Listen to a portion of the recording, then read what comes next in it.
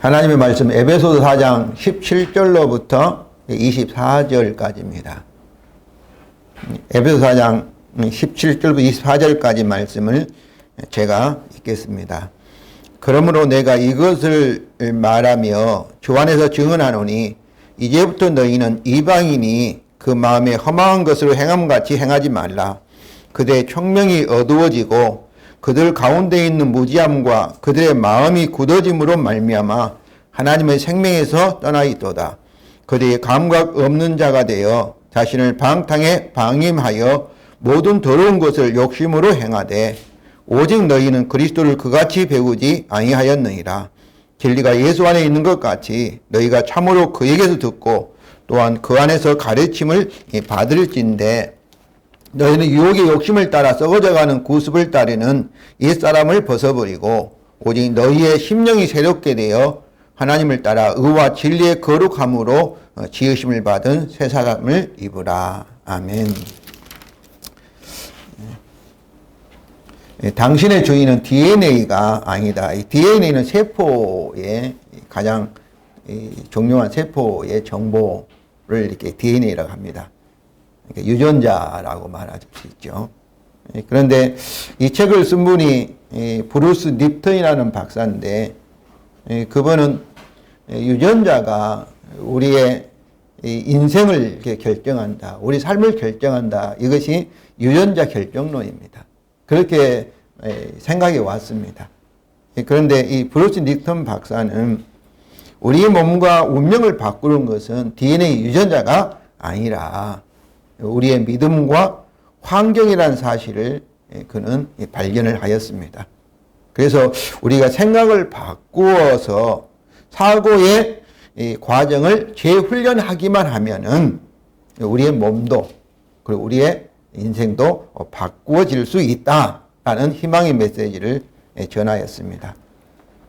그는 인간의 삶이 유전자가 아니라 생명체를 움직이게 하는 환경으로부터 하는 신호에 대한 반응에 의해서 결정된다는 놀라운 사실을 발견한 것입니다. 그의 발견은 우리 삶을 지배하는 것이 유전자가 아니라 우리의 생각으로 인한 믿음이라는 사실을 보여줍니다.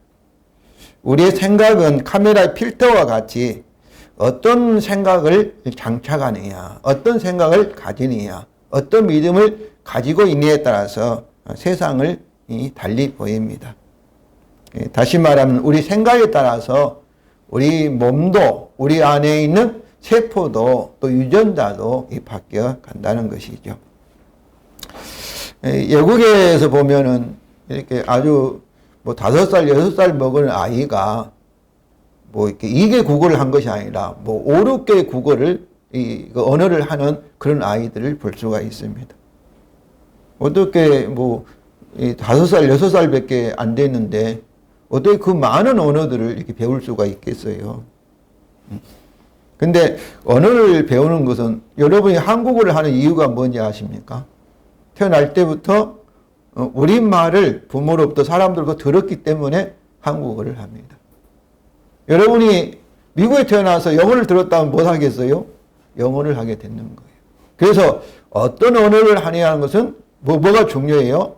어떤 언어를 듣느냐에 좌우되는 거예요. 그런데 우리가 2개 국어, 3개 국어를 동시에 할 수 있는 것은 그들이 어릴 때 들으면 우리 뇌세포가 그에 맞춰져서 이렇게 조정이 됩니다. 그래서 자연스럽게 영어도 했다가 한국말도 했다가 프랑스 말도 했다가 독일말도 했다가 이렇게 할 수가 있는 거예요. 그런데 늦게 이렇게 언어를 배우면 우리가 영어를 얼마나 많이 배웠습니까? 중학교, 고등학교, 대학교까지 막 영어를 배우지만 영어를 못하죠. 그것은 어릴 때 우리말 한국어를 하는 이 언어 뇌세포가 따로 있고 또 옆에 영어를 이제 늦게 배운 뇌세포가 따로 떨어져 있어요. 동시에 못하는 거예요. 그래서 미국 사람 만나서 영어를 하려고 하면은 내가 많이 생각을 해요. 그 한국말을 영어로 번역해가지고 영어를 가끔 몇 마디 하는 정도에 이릅니다. 이처럼 듣는 것, 우리가 외부에 들려오는 어떤 소리를 듣느냐에 따라서 우리 언어가 좌우된다는 것은 그에 맞춰서 우리의 세포가, 우리의 뇌세포가 변하기 때문에 그렇습니다. 우리가 뭐 이렇게 술이라든지 담배라든지 어떤 중독에 되면 그 중독에 맞도록 우리 뇌세포가 딱 맞춰져 있는 거예요. 그런데 그런 니코틴이 들어오지 않는다. 담배에 들어오지 않으면 어떻겠어요? 우리 뇌세포가 안 맞으니까. 이미 담배에 니코틴이 들어온 것에 맞춰진 세포가 안 맞기 때문에 그때 이제 힘든 거지요. 왜냐면 그의 새로운 이제 뇌세포를 다시 조절을 해야 되기 때문에. 그러나 오늘 립턴 박사가 우리에게 얘기하고 있는 것처럼 밖에서 주어진 그런 이 메시지에 우리의 생각이 바뀌면은 우리 뇌세포도 바뀔 수 있다는 것입니다.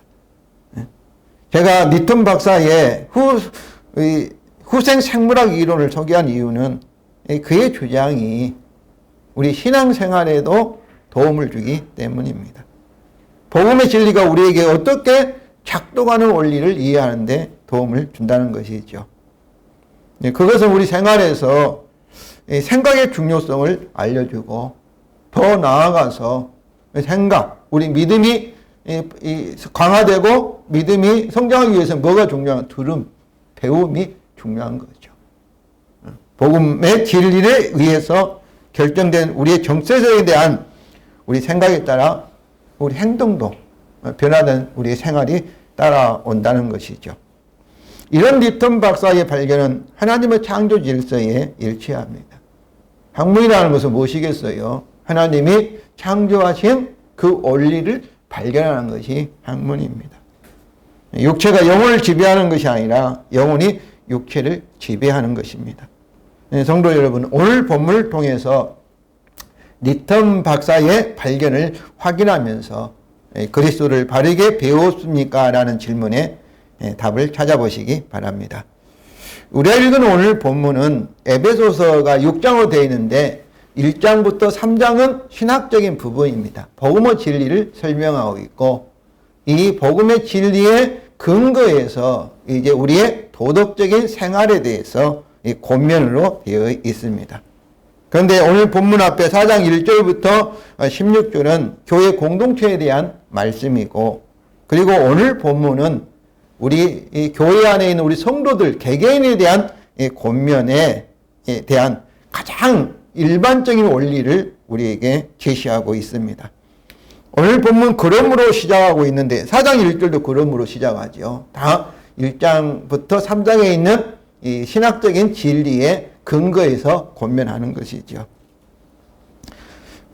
오늘 본문도 17절에 그러므로 시작되고 있는 것은 오늘 본문도 역시 신학적인 진리에 기초하고 있다는 것을 보여주고 있습니다. 그런데 17절에 보면 내가 이것을 사도 바울이 이것을 말하지요. 사도 바울이 말한 것은 주 예수 이름으로 말하는 주님의 말씀입니다. 근데 그는 더하여서 주 안에서 증언하노니 이렇게 말합니다. 주님과 함께 말하고 있다. 그런 말씀이죠. 그러면서 이제부터 너희는 이방인의 그 마음에 허망한 것을 행하지 말라. 이 말씀이 사도 바울이 말하고 있지만은 지금 누가 명령하고 계시는 거예요? 주님께서 사도 바울을 통해서 명령하고 계신다. 이런 말씀입니다. 그러니까 오늘 본문의 말씀이 아주 중요하다. 이미 내가 말한다 해도 그 말씀이 하나님의 말씀이고 주님의 말씀인데 내가 주 안에서 내가 증언하고 있다 이 말씀은 정말로 주님의 말씀이라는 사실을 알고 본문을 대하라 이런 말씀입니다. 근데 오늘 본문을 보면 20절에 오직 너희는 그리스도를 그같이 배우지 그같이 이 말씀이 앞절에 있는 이방인같이 18절과 19절에 있는 이방인같이 배우지 아니하였다 이 말씀입니다. 그래서 20절을 중심으로 바로 17절부터 19절 그리스도를 그같이 배우지 아니하였다 이 말씀을 기준으로 이방인들 같이 이방인들에 대한 부분과 또 뒤에 있는 21절부터 24절 이 그리스도를 바르게 배운 경우의 말씀으로 크게 두 부분으로 나눠질 수 있습니다. 먼저 그리스도를 바르게 배우지 못한 경우 바르게 배우지 못한 경우라고 할지 실제로는 그리스도를 배우지 않는 경우라 이 그리스도를 복음을 믿지 않는 그런 경우라고 볼 수 있습니다. 바울은 1장부터 3장에서 제시한 복음의 진리 근거하여 이제부터 너희는 이방인같이 행하지 말라 이렇게 명령을 하였습니다. 그런데 17절 보면은 이제부터 너희는 이방인이 그 마음이 생각입니다. 생각에 허망한 것을 행함같이 행하지 말라. 그러니까 생각이 허망하면 그 행동도 허망한 행동을 하게 되는 것이죠. 여기서 이방인의 행함은 생각이 허망한 생각의 결과입니다. 생각이 바뀌면은 어때요? 그 생각에 따라 이 행동의 결과가 따라온다라는 것을 볼 수가 있습니다. 그러면서 바울은 이방인들이 누구인지를 18절, 19절에서 설명합니다. 18절입니다. 그들의 청명이 어두워지고 그들 가운데 있는 무지함과 그들의 마음이 굳어짐으로 말미암아 하나님 생각에서 떠나 있도다. 여기서 청명이라는 생각이죠. 이해력이죠. 그러니까 복음의 진리를 복음을 들어도 듣지 못하고 이해하지 못한다 이런 말씀입니다. 영적으로 소경이고 또 영적인 기머거리다 이런 이제 의미이죠. 또 이방인은 그래서 하나님 생명에 떠나 영적으로 생명에 떠나 있도다. 영적으로 죽어 있다. 하나님과 관계가 끊어졌다. 이런 말씀이죠. 그 이유는 그들 가운데 무지한 것, 알지 못하는 것, 진리를 알지 못하죠. 그들의 마음이 굳어져 있다. 우리말 성경은 마음, 17절의 마음과 18절의 마음이 우리말 성경 같은 그런 단어인데 실제로는 17절은 생각, 누스, 지식을 강조하는 것을 말하고 있고 18절은 카르디아, 이것은 지정의 지식과 감정과 의지를 포함하는 인격을 나타내는 그런 마음입니다. 그래서 마음이 이방인이 무지하다 이 말은 복음의 진리에 그리스도에 대해서 그들은 알지 못한다. 무지하다. 그리고 마음이 굳어졌다는 것은 그 마음이 어떤 마음이에요? 돌같이 단단한 마음이에요. 그래서 지정의라는 마음이 복음의 진리에서 돌같이 굳어져 있다는 것입니다. 그래서 그들은 복음을 듣기를 원하지 않고 또 복음을 배우기도 원하지 않고 복음을 이해하기를 원하지 않습니다. 그들은 복음의 진리를 완강하게 못하고 있는 거예요. 거부하고 거절하고 있다는 것입니다. 이것이 이방인들의 영적 상태입니다. 이런 이방인의 영적 상태는 이제 도덕적인 파산, 도덕적인 잘못된 행동으로, 제약된 행동으로 인도됩니다. 19절이죠. 그들이 감각이 없는 자가 되어 자신을 방탕에 방임하여 모든 더러운 것을 욕심으로 행하되, 이것이 이방인의 도덕적인 이 상태입니다. 첫째, 그들은 감각 없는 자가 되어서 이게 되었다는 것입니다. 감각이 없다는 것은 뭐예요? 죽어 있는 거죠. 고통과 그리고 슬픔을 더 이상 느끼지 않습니다. 양심이 화인맞았다 이런 말 쓰잖아요. 무감각에 대해서. 죄를 지어도 죄의식을 느끼지 않고 다른 사람이 고통을 당한 걸 보아도 같이 아파하지 않습니다. 아무런 감각이 없는 거죠. 곧 긍휼, 타인이 고통 보면 나도 고통스럽고 타인이 기쁘면 같이 기쁜 측은지심이 없어져 버린 경우이죠. 그 둘째는 그들이 스스로 자신을 방탕에 방임하며 자포자기한 거예요. 포기하는 거예요. 될 대로 되라. 그렇게 생각하는 거죠. 그래서 방탕에 죄에 대해서 저항하려고도 않고 그냥 자신을 죄에 맡겨버리고 이런 이제 인생이죠. 셋째는 그들은 모든 더러운 것을 욕심을 보겠어. 오히려 더러운 그런 죄악들, 행동을 그걸 하지 않으려고 이렇게 저항하는 것이 아니라 오히려 그것을 욕심을 내는 거예요. 죄에 대한 욕망으로 가득 차서 오히려 더 그것들을 즐기고 행하는 모습을 보여주고 있습니다. 이런 이방인의 이 행동, 삶의 방식에 대하여 20절은 오직 너희는 그리스도를 그같이 배우지 아니하였다. 그리스도를 바르게 배웠다면 이방인같이 행동할 수 없다. 이런 말씀입니다. 그런데 이방인같이 행동하고 있다 못하고 그리스도를 바르게 배운 것이 아니다. 이런 말씀이죠. 그래서 바울은 이제부터 너희는 이방인이 그 마음의 허망함으로 행한 같이 행하지 말라. 이렇게 주님의 이름으로 명령을 하신 것입니다. 이제는 이 그리스도를 바르게 배운 경우입니다. 이방인의 삶의 방식에 대해 설명한 바울은 17절, 19절에서 이미 설명했죠. 그것들을 그리스도인의 삶의 생활의 방식과 대조하려고 하고 있습니다. 하지만 다음에 나오는 것은 오늘 20절부터 21절에 나오는 것은 24절에 그리스도의 행동에 대한 말씀이 아닙니다. 그리스도인들이 받은 복음의 진리를 상기시킴으로, 상기라는 것은 기억나게 함으로 이렇게 너희가 그리스도를 이렇게 그와 같이 배우지 아니하였다. 그리스도를 배웠느냐? 그리스도의 복음을 바르게 배웠느냐? 배우지 않았느냐? 이런 말씀으로 이방인들의 생활과 행동과 대조하고 있습니다. 이방인의 행동과 대조되는 그리스도인의 행동에 대한 말씀은 오늘 이 본문에서 일반적인 그 원리를 제시한 후 25절로부터 이제 이 권면이 시작이 됩니다. 바울은 이방인의 그런 행동을 그리스도의 행동으로 대조하지 않고 먼저 그 행동, 우리 도덕적인 행동 앞에 참으로 우리 배움, 우리의 생각의 변화, 이것을 먼저 설명을 할까요? 립턴 박사가 발견한 것처럼 생각의 변화가 행동의 변화를 가져오기 때문에 그렇습니다. 이방인의 진술에서도 우리가 이것을 확인할 수 있습니다. 바울은 이방인의 생각의 방식과 그 결과로 생기는 그들의 행동에 빠져들지 않도록 명령을 하였습니다. 그들은 생각의 허망함, 즉 지적인 인식의 애곡으로 진리에 대한 총명이 어두워졌다. 이해력을 잃어버렸고 그리고 하나님과도 단절되었습니다. 이것은 그들의 무지와 지정의 마음이 굳어진 것에 원인이 있습니다. 결국 그들은 철저한 도덕적인 제약된 행동 파산에 빠지게 된 것입니다.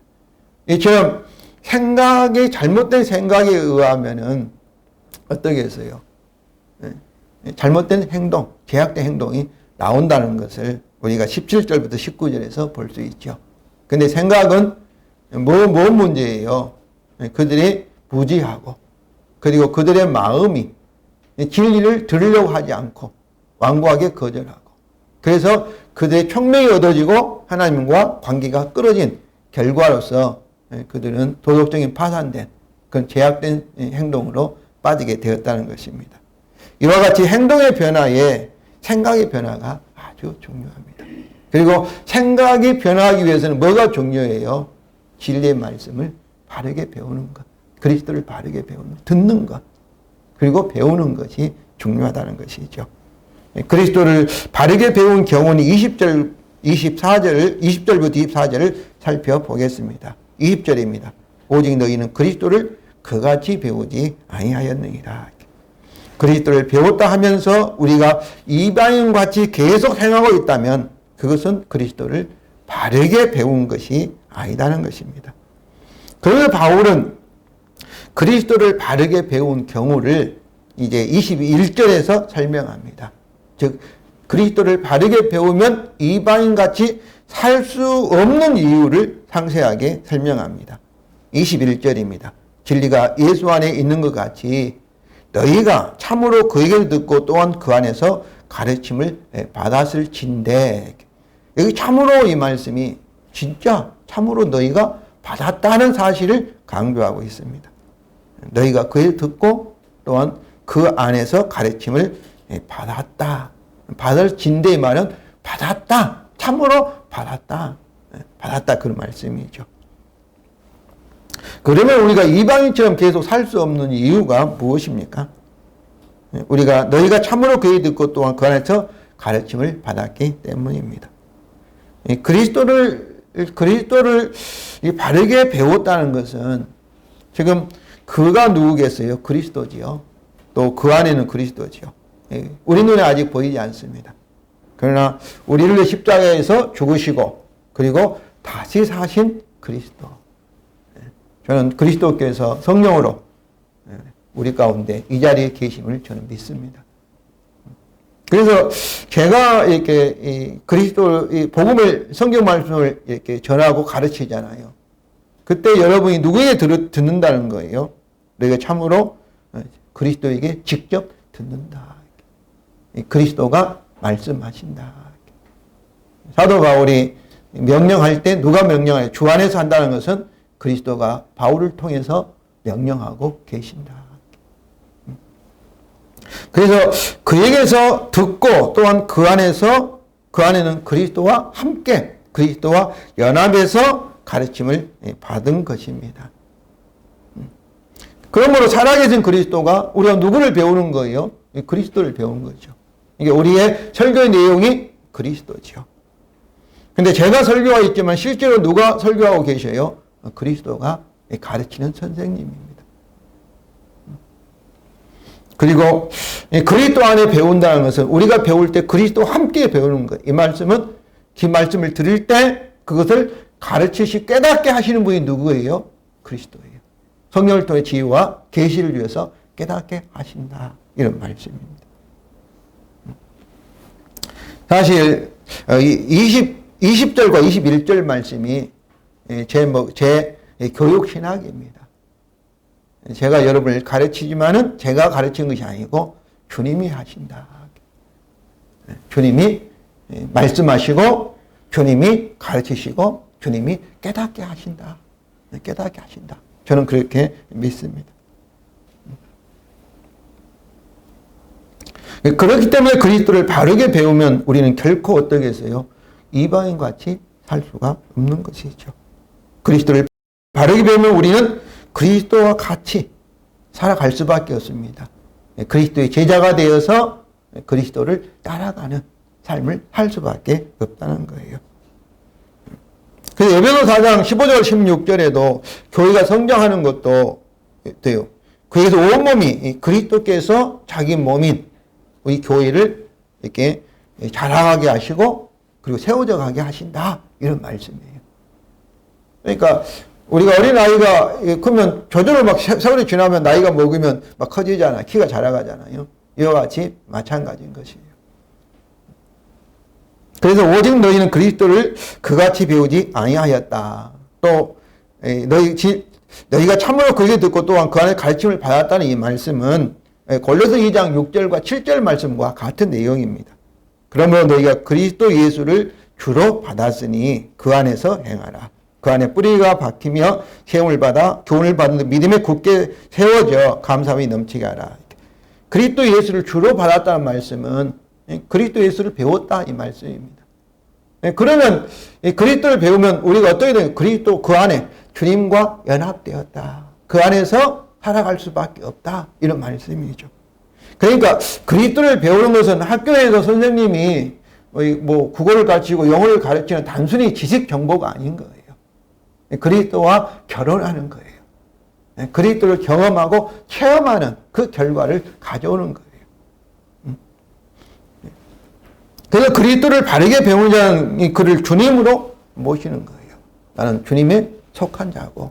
그러니까 그리스도인이 되는 거예요. 그리스도에 속한 자. 그 안에서 행하는 자인데, 그런데 이것의 머리는 누구예요? 이게 전적인 책임은 목자는 주님인 거예요.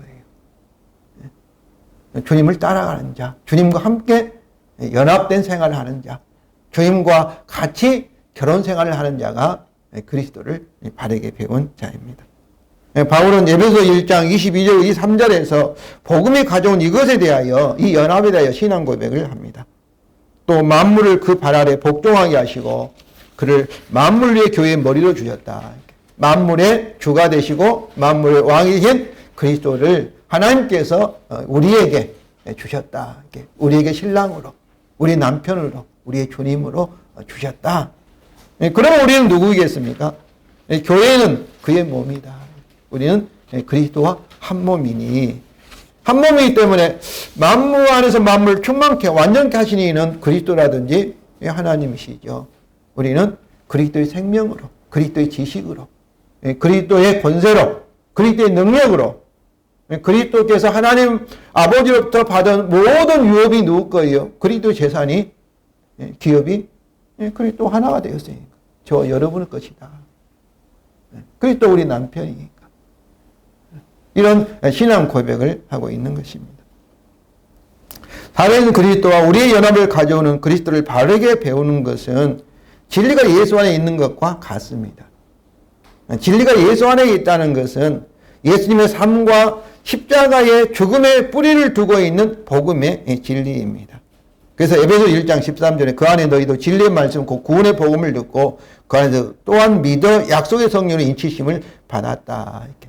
이처럼 예수 안에 있는 복음의 진리는 사도들을 통하여 선포되고 가르쳐지는 복음의 전승입니다.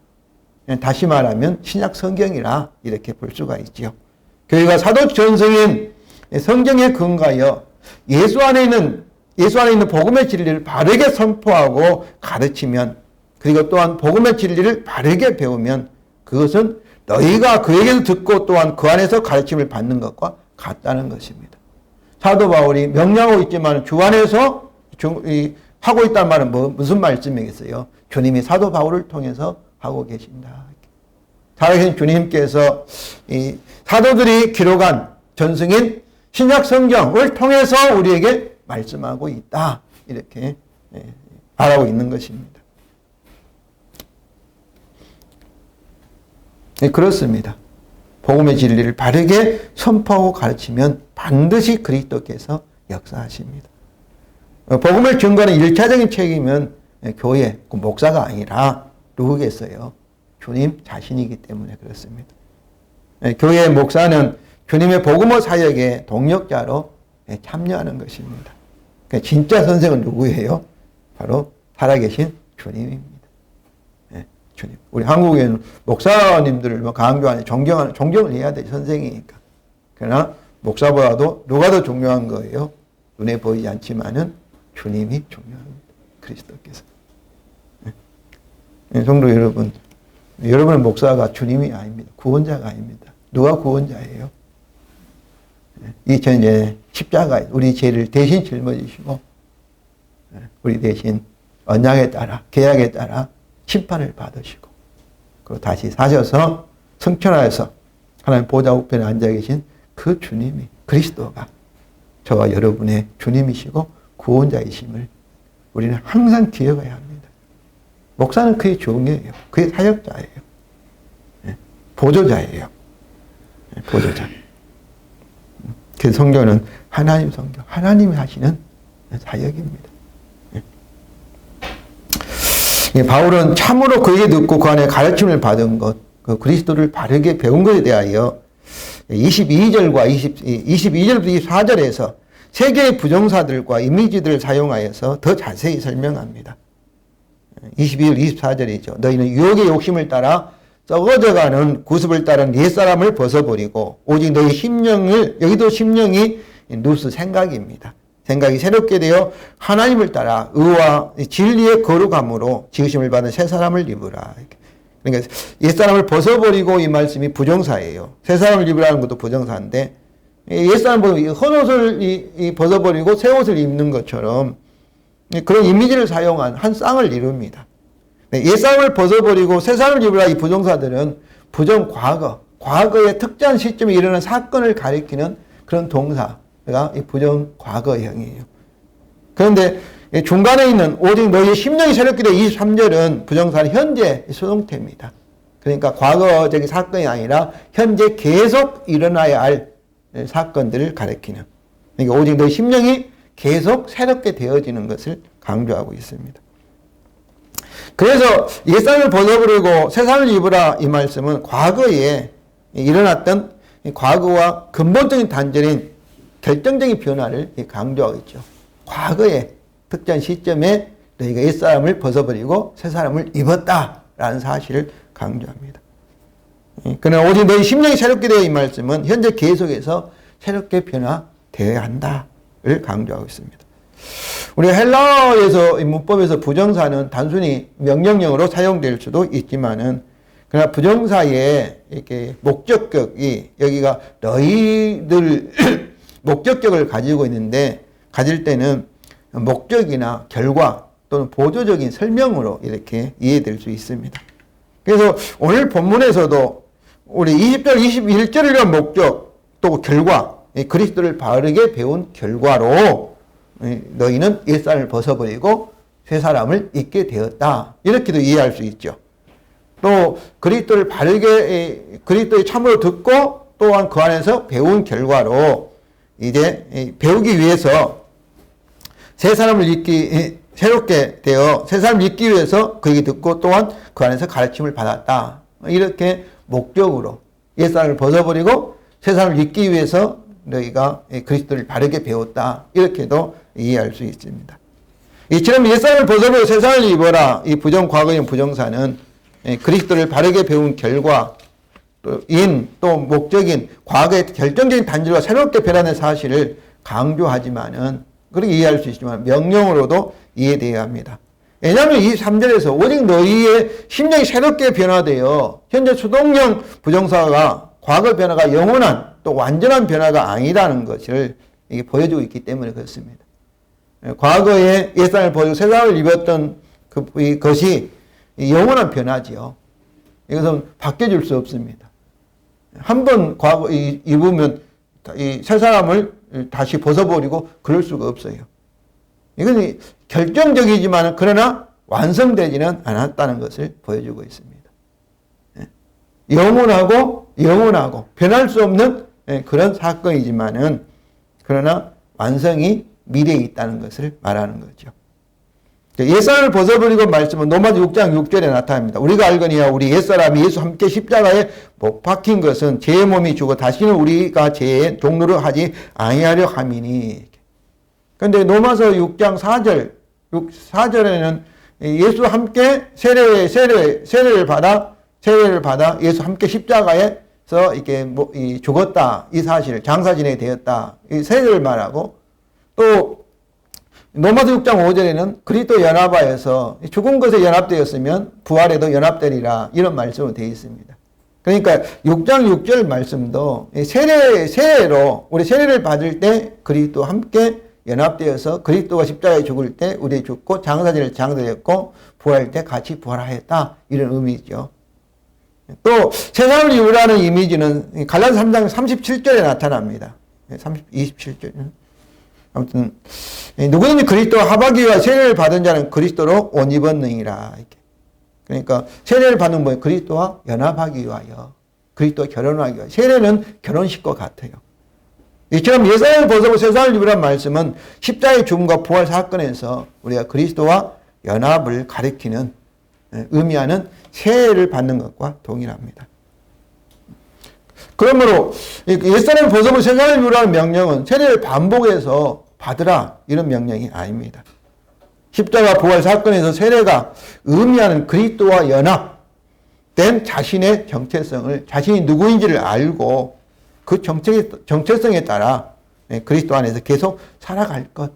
옛사람을 벗어버리고 새사람을 입었다는 그 의미, 세례의 의미대로 살 것을 권면하는 것입니다.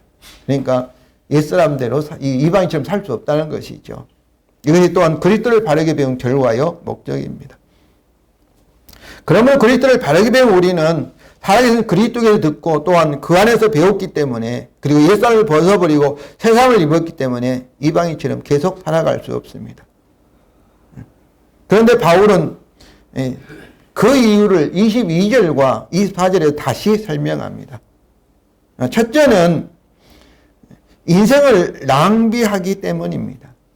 옛사람처럼 사는 것은 인생을 낭비하는 거죠. 그래서 22절 구습을 따른 옛사람은 유혹의 욕심에 따라 썩어져 가는 거예요. 썩어져 간다는 것은 어떤 거예요? 마지막은 파멸, 영원한 사망이 이른다는 것이죠. 그러니까 구습을 따르는 삶을 계속하는 것은 아무런 의미가 없고 허무한 거예요. 이 세상에서 아무리 대단하고 무엇을 쌓아놓아도 죽어서는 가져가지 못한 거예요. 천국에서는 아무런 의미가 없는 거예요. 그래서 에베소 5장 6절에 세월을 아끼라 이 말은 낭비하지 마라, 허비하지 마라. 아무런 쓸모없다 그런 거예요. 그러니까 옛사람에 사는 그 방식은 그 결과는 파멸이고 이 세상에 살면서도 고통이고 의미도 없고 그리고 천국에서 하나님이 보실 때는 인생을 낭비하는 거예요. 100살을 살아도 어때요? 100년을 건강하게 팔팔하게 사셨다 할지라도 아무런 의미가 없다는 거예요. 썩어져 가는 거예요. 둘째는 새 사람은 하나님의 형상으로 재창조되었기 때문입니다. 그 세 사람은 하나님을 따라 의와 진리의 거룩함을 지으심을 받은 사람이다. 24절이 말하고 있죠.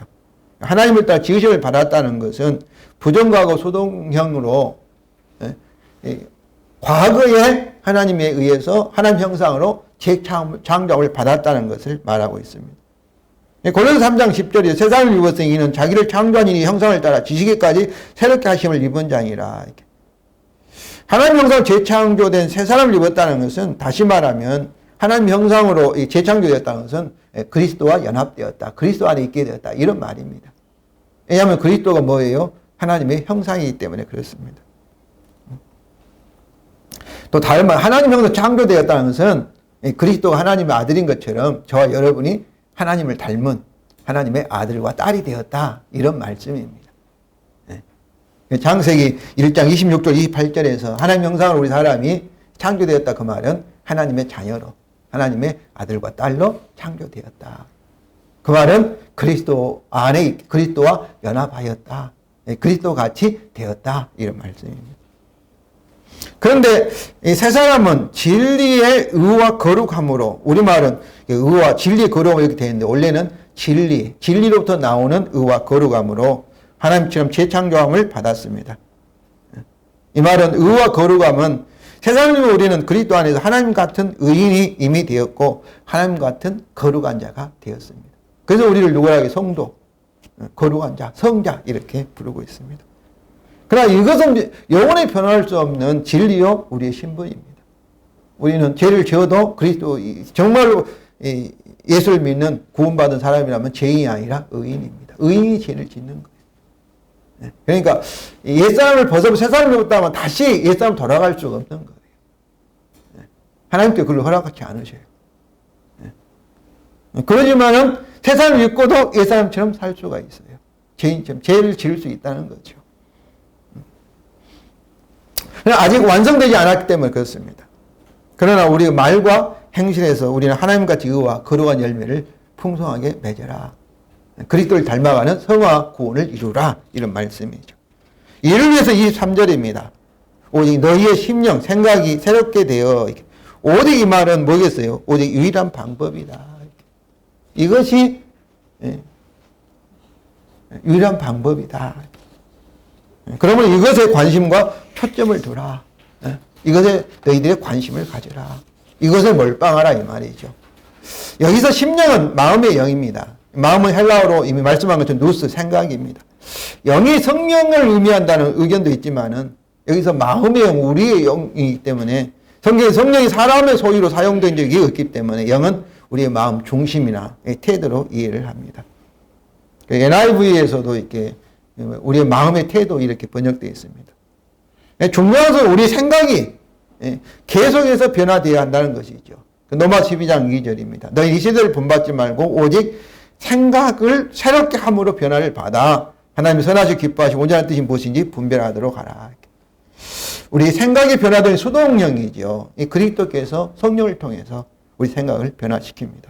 그럼 주님께 우리 생각을 변화시킬 때 우리의 역할은 무엇입니까? 옛사람의 특징을 짓는 악한 욕심은 유혹에서 비롯됩니다. 22절에서 너희는 유혹의 욕심을 따라 이렇게 되어 있지 않습니까? 욕심을 따라. 이와 대조적 세 사람의 동물 의와 거룩함은 진리의 의와 거룩함입니다. 24절에 진리의 의와 거룩함으로 그랬습니다. 여기 진리는 예수 안에 있는 진리, 그 복음의 진리, 그리스도를 바르게 배우는 진리입니다. 반면에 유혹은 뭐겠어요? 유혹은 거짓말입니다. 진리에 반대되는 거짓말입니다. 복음은 진리에서 의와 거룩함이 나오는 것이면 진리의 반대 유혹으로부터 악한 욕심이 나와서 구습을 따르는 옛생활을 하게 된다는 것입니다. 여기 복음의 진리를 속이는 것이 마귀의 관계지요. 그러면 이 세상이나 마귀가 주는 유혹, 거짓을 버리고 복음의 진리인 그리스도를 바르게 배울 때 우리 생각은 그리스도에 의해서 계속 새롭게 변화가 받을 수가 있습니다.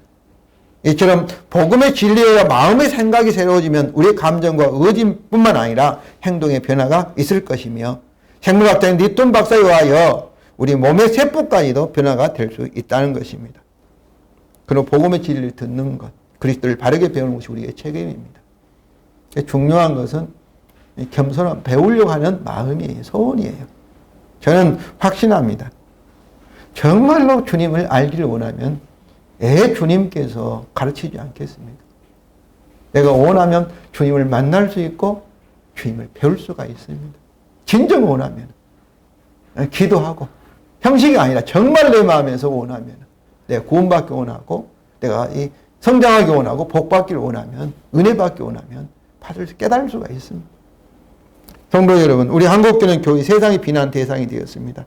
가장 아프고 슬픈 것은 우리가 복음의 진리인 그리스도를 증거해야 하는 것이 아니라 세상으로 그리스도를 오해하고 만들고 있다는 사실입니다. 이것은 그리스도를 바르게 배우지 못하고 있기 때문입니다. 복음의 진리를 바르게 선포하지 못하고 가르치지 않기 때문입니다. 그럼 해결책은 무엇일까요? 복음의 진리인 그리스도를 바르게 가르치기 시작하는 것입니다. 소수의 작은 무리라도 그리스도를 바르게 배워서 그리스도의 빛을 세상에 보여주기 시작하는 것입니다. 저는 우리 선한 목자교회가 이것을 시작하였다고 생각합니다. 이게 우리 교회의 존재 이유가 있습니다. 성도 여러분 동의하십니까? 그러면 여러분은 자신은 그리스도를 바르게 배우고 계십니까?